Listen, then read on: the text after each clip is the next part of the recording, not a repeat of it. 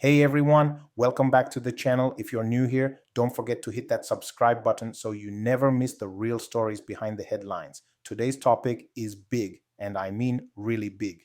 We're talking about billions of dollars, controversial loans, accusations of fiscal vandalism, and a bold demand for accountability from the ruling party. The African Democratic Congress, better known as the ADC, has just come out swinging, and their message is loud and clear. Nigeria needs a full-scale audit of every loan taken in the last 10 years. No more silence, no more cover-ups. So what's the story? The ADC isn't mincing words here. They've accused the All Progressives Congress, that's the APC, of pushing Nigeria into what they call a bottomless pit of debt. And honestly, if you've been keeping an eye on our economy, you'd know this isn't just political drama. It's a reflection of the serious anxiety many Nigerians are feeling right now about our financial future. We're talking over 80 trillion naira in public debt. That's trillion with a T. And the ADC says much of that debt was piled up through what they call reckless and unaccountable borrowing by the APC-led government since it took power in 2015. They're describing it as nothing short of fiscal vandalism. Strong words, right? But what they're getting at is the idea that the APC treated Nigeria's treasury like a personal ATM, taking loans with no clear plan, no transparency, and no accountability to the public. Now, before anyone screams politics as usual, let's look at the facts.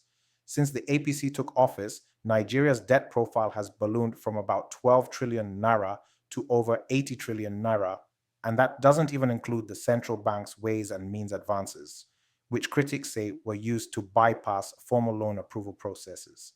The big question is, where did all that money go?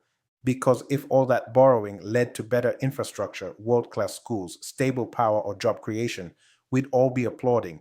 But what Nigerians are seeing is rising inflation, a weak naira, fuel hikes, and worsening poverty. The ADC is demanding answers, and many citizens are too. They want a full public audit, not just a backroom government report, but an independent investigation into every loan collected in the last decade. Who approved it? What was it used for? Was it repaid? And most importantly, did it benefit the people or just a select few? Now, here's where it gets interesting. The ADC isn't just pointing fingers, they're also offering solutions. And whether or not you support them politically, some of these ideas make sense. First, they're calling for an independent debt audit commission made up of civil society experts, economic watchdogs, and forensic accountants.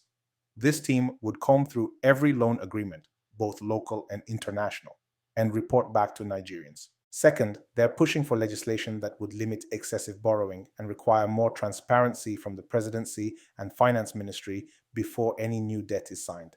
And third, and this is a big one, they want Nigeria to renegotiate some of its most controversial loans, especially those with predatory interest rates or clauses that risk our national assets. Because let's face it, some of these deals were signed in desperation, not strategy. It's refreshing to hear a political party talk about solutions rather than just blame games. But will the APC respond? And more importantly, will the Nigerian people demand action? This isn't just about politics, it's about our future. Because every time the government borrows recklessly, it's everyday Nigerians who end up paying the price through taxes, inflation, and economic hardship. So here's a question for you. Should there be a full audit of Nigeria's loans in the last 10 years?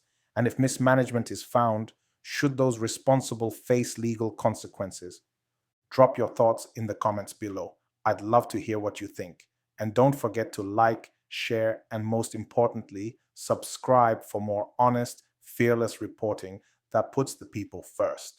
Until next time, stay informed, stay engaged, and stay hopeful. Because Nigeria can be better, but only if we hold our leaders accountable.